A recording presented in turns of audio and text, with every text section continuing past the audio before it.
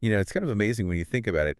There's this whole approach to education. It's been around for over a century, shows really positive results for kids, really lines up with how we now understand learning and development, and it's used worldwide, literally across the globe. Right. You'd think something like that would be, front and center in all the discussions about how to improve schools, but it's not. It's kind of pushed to the side. It really is. Yeah. And that's what makes this topic so intriguing. Today, we're diving deep into Montessori education. Yeah. And as this paper we've been digging into puts it, Montessori is shunned and admired. And that's a pretty powerful statement, right? Like, why such strong feelings on both sides? So for anyone trying to make sense of all the different educational approaches out there, I think this is worth exploring. I completely agree. And for you, our listener who wants to really get a handle on this, like what's the essence of Montessori, but you don't have time to wade through tons of academic writing, that's where we come in. Exactly. So we've been really digging into this piece. It's called Shunned and Admired, Montessori, Self-Determination, and a Case for Radical School Reform. Really strong title. Yeah, and it's by Angeline S. Lillard. She's a professor at the University of Virginia in the psychology department. Perfect person to tackle this, really. Absolutely. So our mission today, let's lay it out. We want to understand the core principles of Montessori, like what makes it tick, what does the research actually say about its effectiveness, like does it really deliver? And I think the biggest question, why isn't it more widespread? Like, what are the barriers? So we're going to go through all of that, and hopefully along the way, we can all learn something about education in general, maybe rethink some of our assumptions. Sounds good. All right, so let's start with why people are so drawn to Montessori. Oh. I think a good place to begin is with the outcomes for kids. Like, what do we actually see? Yeah, that makes sense. And that's where the research comes in. But first, gotta be honest, researching a whole school model like this has its own set of challenges. Right, because it's not just like testing out a new textbook or something. Exactly. It's more about the overall environment, right? Yeah. So you can't easily do what researchers love, random assignment. Like you can't just tell families, okay, your kid's going to the Montessori school and yours is going to the traditional school. Of course not. But what researchers have done is get pretty clever.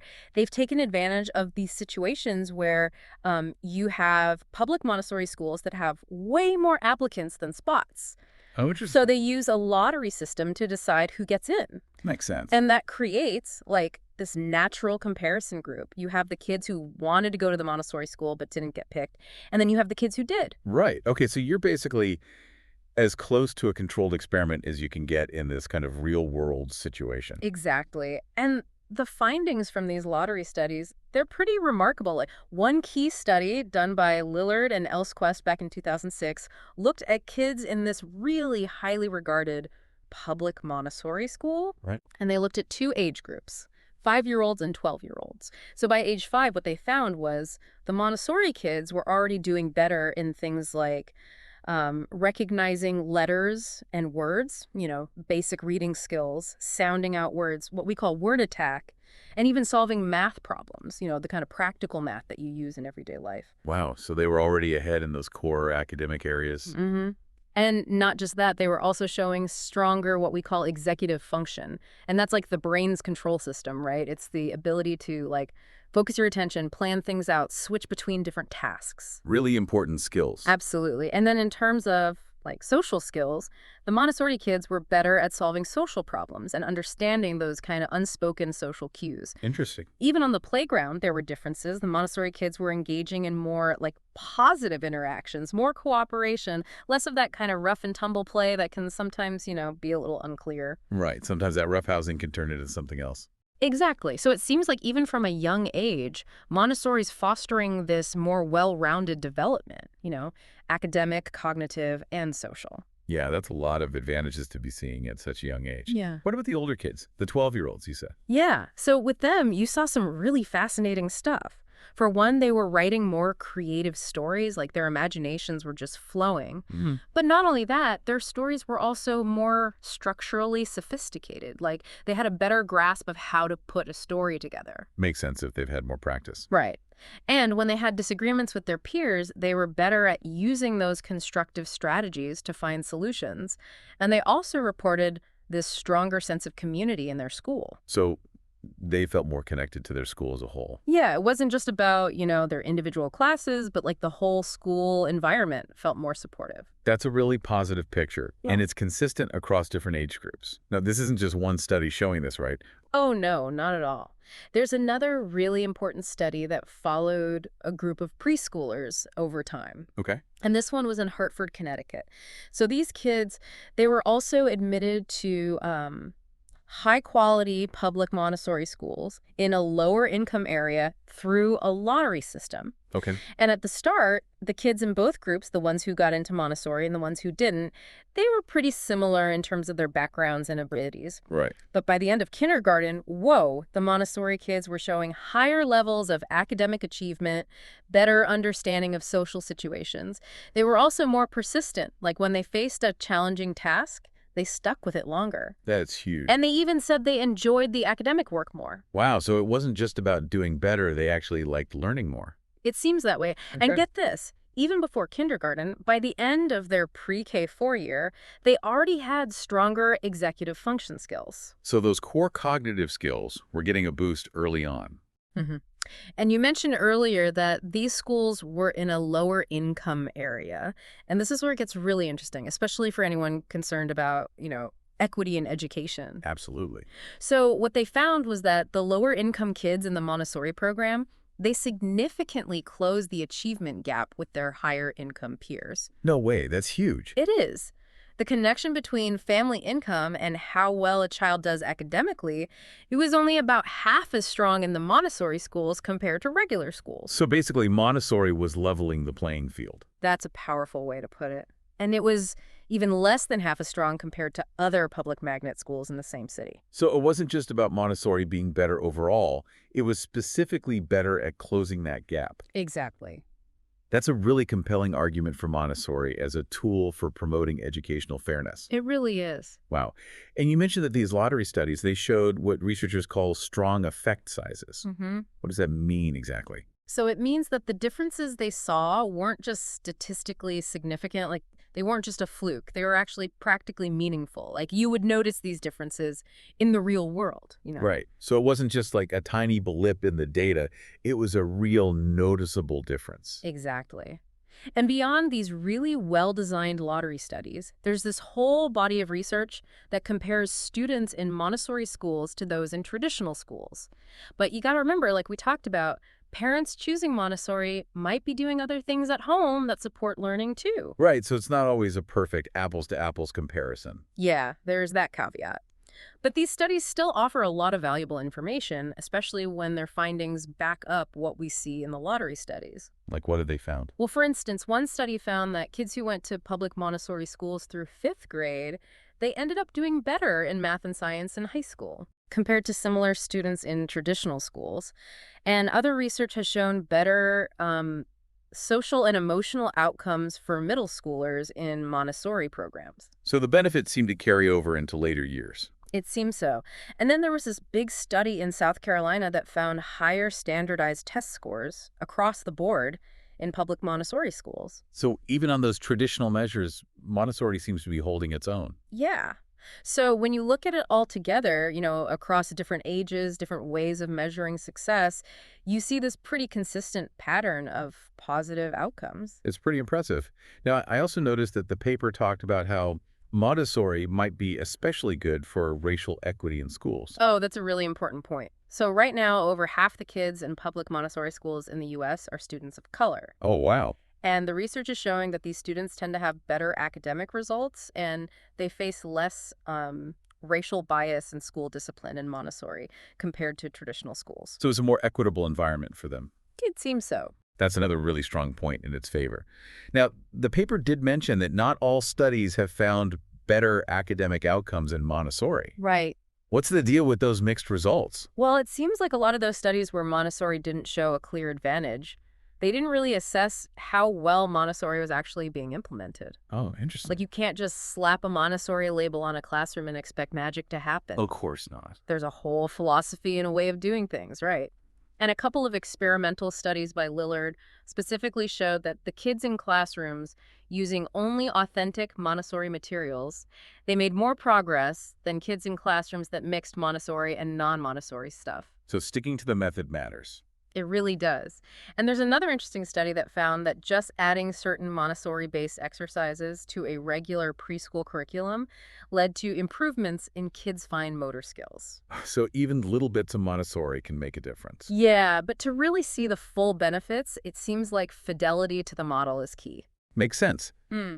But even with all this research, the paper points out there are still areas where we need more, to have a complete picture. Absolutely. Like, what are some of those gaps? Well, for one, we need more direct comparisons between Montessori and other specific alternative approaches. Right, like how does it stack up against, say, Waldorf or Reggio Yep, Emilia? exactly. And we need a better understanding of how Montessori works for kids whose parents might not be, actively seeking out these different educational philosophies. Right, so kids who just happen to end up in a Montessori school. Yeah, and more research on the effects for kids younger than 3 and older than 6 would be great. Okay. And like we talked about, understanding how variations in implementation affect outcomes is huge. Absolutely. The paper also says we need more studies where teachers are randomly assigned to get Montessori training, and we need more long-term studies that follow students over many years. Right, like what happens to these kids once they leave Montessori? Yeah. Exactly. And there's also the question of dosage, like how much Montessori is optimal, and are there certain periods in development where it's especially impactful? Like,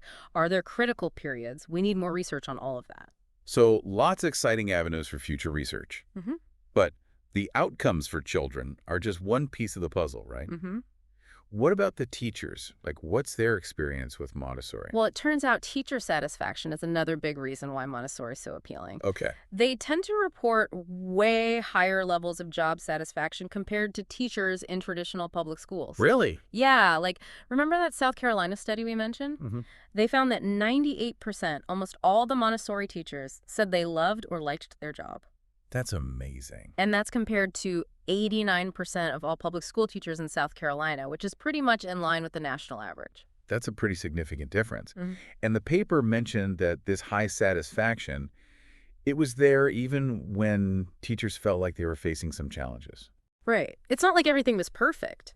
A lot of them said they had to make compromises to the program because they didn't have full support or resources. Like what kind of compromises? Well, things like not having a complete set of Montessori materials or maybe not getting enough support from the administration. Makes sense. But the interesting thing is, national surveys of public school teachers show that job satisfaction can be much lower, like around 65%, especially when teachers feel unsupported. So even with some obstacles, the Montessori teachers are still finding something really fulfilling in their work. Yeah. It seems like they're more resilient, more able to deal with challenges. So what contributes to that? What makes them so satisfied? Well, research shows that teacher job satisfaction is tied to a few things, like, the relationships they have with their students, the feeling that they're seeing their students grow and develop, and having a positive school climate overall. Makes sense. And Montessori schools, they tend to foster a more positive social environment. Plus, teachers often work with the same group of kids for 3 years, so they get to build these deeper, more meaningful relationships. That continuity must be really valuable. Yeah.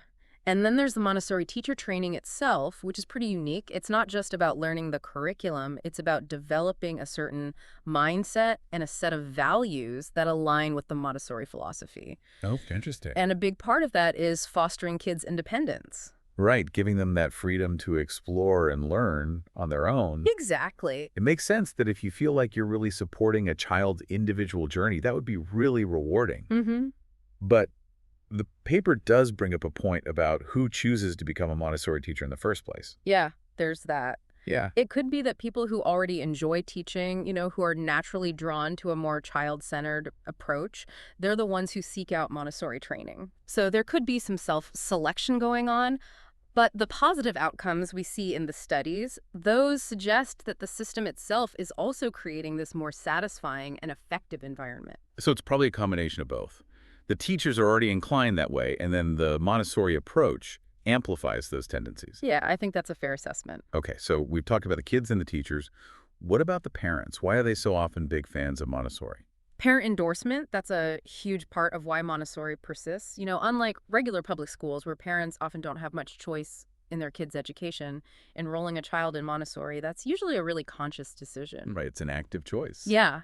And the fact that we're seeing more and more public Montessori schools popping up, that's largely driven by parents demanding it. Wow. So there's a real grassroots movement happening. There is. And the research shows that parents, especially middle-class parents, they love that Montessori emphasizes self-determination and, really respects children as individuals. That makes sense. They also really like the learning environment, the hands-on materials, and they believe that Montessori will lead to good academic outcomes, but also, that inner motivation, a real love of learning. So it's not just about test scores for them. Nope, it's about the whole child. But the paper does mention that some parents, especially those from lower income backgrounds, they sometimes worry about whether Montessori is rigorous enough academically, Oh, interesting. which, seems kind of counter to the research we just discussed. Right, all that evidence suggesting Montessori kids do really well academically. Exactly. So there's this gap between perception and reality. It's a good reminder that everyone comes to this with their own baggage and their own assumptions. Absolutely. Okay, so these external factors, the positive outcomes for kids, the satisfaction of teachers, the parent support, those all contribute to why Montessori is so admired. hmm But now let's shift gears. The paper also talks about the intrinsic reasons for Montessori's lasting appeal. And it starts with this idea that Montessori is really aligned with developmental science. Oh, yeah, this is really fascinating. So, Montessori's whole philosophy, it came from her incredibly detailed observations of kids. Right, she spent years just watching how children learn and develop naturally. Exactly. And that's probably a big reason why it fits so well with what we've learned from decades of research in developmental and educational psychology. So it's like she was ahead of her time in a lot of ways. It seems so. And she was aware of this connection. She even called her system psychopedagogy. Psychopedagogy, what a mouthful. I know, right? And get this, her first book, she subtitled it A Scientific Method of Pedagogy as Applied to Child Education in the Children's Houses. Wow, she was serious about the science of it all. Totally. And her observations, they weren't limited to just one type of kid or one setting. Right, she worked with a pretty diverse group of children. Yeah, she studied kids with developmental differences, kids living in poverty, and eventually kids from all different backgrounds on multiple continents. That's a really impressive scope. It is. And I think that's part of why the principles she identified feel so universal. Like they apply to all kids, regardless of their background or culture. That makes sense. So what was the core idea she arrived at? Like, what was the essence of it all? She believed that the ultimate goal of education is to provide help given in order that the human personality may achieve its independence. Help given in order that the human personality may achieve its independence. That's a powerful statement. It is. And the paper connects this to a really important theory in psychology called self-determination theory. Okay, so what is that? It's this theory developed by Ryan and Deci, and it says that humans have three basic psychological needs: competence, autonomy, and relatedness. Okay, break those down for me. So competence, that's like feeling capable, feeling like you can do things effectively. Autonomy is basically independence, being able to make your own choices. And relatedness, that's about feeling connected to others, feeling like you belong. Okay, that makes sense. And how does Montessori support those needs? Well, in a Montessori classroom, you have kids interacting freely with each other, right? It's a very social environment, and that fosters relatedness. Mm-hmm.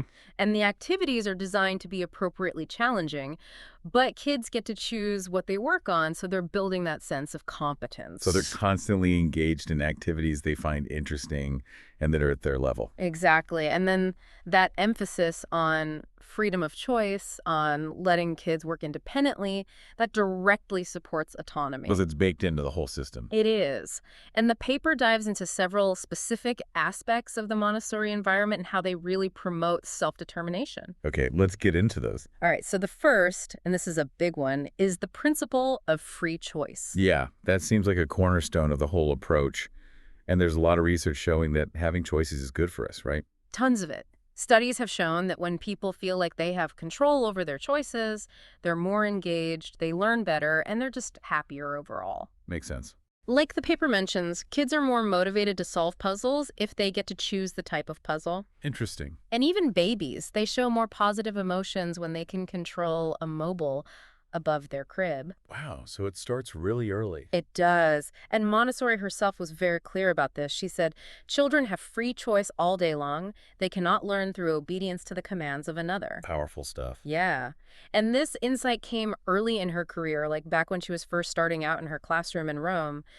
She noticed that even before the formal lessons started, the kids were spontaneously grabbing materials and getting totally absorbed in them. So they were naturally drawn to certain activities. And she realized that was a powerful sign of their internal motivation, that they had this drive to learn and explore on their own terms. And that connects to like those natural stages of development we see in kids, right? Like when they're learning to walk or talk, they don't need someone forcing them to do it. Exactly. Montessori saw those milestones as evidence of this innate drive towards self-development. Like, kids are naturally motivated to overcome challenges and learn, but they need the right environment and the freedom to explore it.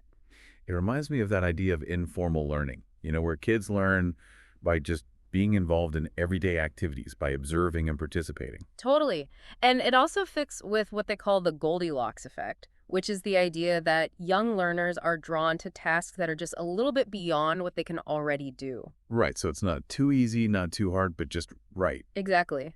And they kind of naturally tailor their own learning experiences that way. Makes sense. The paper even compares it to nutrition. Like, there are studies showing that when you give kids a variety of healthy foods, they often choose a pretty balanced diet overall. Oh, that's interesting. So it's like the Montessori classroom is this buffet of healthy choices for the mind. I like that analogy. And Montessori believed that the two biggest things that get in the way of this natural self-development are, first, too much adult interference. Right, like constantly telling kids what to do and how to do it. Yeah, or using rewards and punishments to control their behavior. And the second obstacle is a lack of stimulating materials, which leads to boredom. Makes sense. If the stuff isn't interesting, kids aren't going to be motivated to learn. Exactly. So that brings us to the second key aspect, the importance of having really interesting curricular materials and activities. Because if kids have free choice, those choices have to be genuinely appealing. Right. And there's a ton of research in educational psychology showing that learning is way more effective when kids are interested. So tapping into their curiosity is key. Absolutely. And Montessori materials and lessons, they were designed like meticulously through years of observation and experimentation to capture kids' attention. So they're not just random toys and activities. No, they're very intentional. And Montessori teachers are trained to present these materials in a way that sparks that initial interest. Like how? Well, making them visually appealing, making their purpose clear, and connecting them to the child's imagination. So it's about creating this sense of wonder and intrigue. Exactly. And the paper highlights two really important characteristics of Montessori work that make it so engaging. It's embodied and interconnected. Okay, let's break those down, starting with embodied cognition. What does that even mean? So embodied cognition, it's basically the idea that our thinking isn't just this abstract thing happening in our heads. It's deeply tied to our physical experiences, our senses, our movements. So it's about learning by doing, not just by thinking. Exactly. Often actively doing something is way more effective for learning and remembering than passively listening or watching. And Montessori, she totally got this. Like Jean Piaget, the famous developmental psychologist, he actually took a Montessori training course. And he said that Montessori understood that kids learn best through active engagement with their environment, not just through abstract thinking. So it's about getting your hands dirty, so to speak. Yeah, exactly. And Montessori classrooms are full of hands-on materials that let kids physically manipulate objects and learn through their senses. Like what kind of materials? Well, think about learning geometry, for example.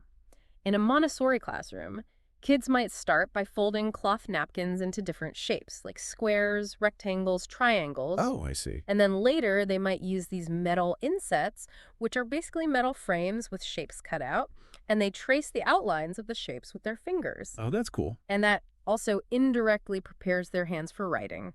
Interesting. And then they might explore those same shapes using a geometry cabinet, so they're engaging their sense of touch and movement while learning the names of the shapes. Like they're building up this multi-sensory understanding of geometry. Exactly. And those same shapes, they even popped up later when they start learning about grammar with different shapes representing different parts of speech. So it all ties together. It does.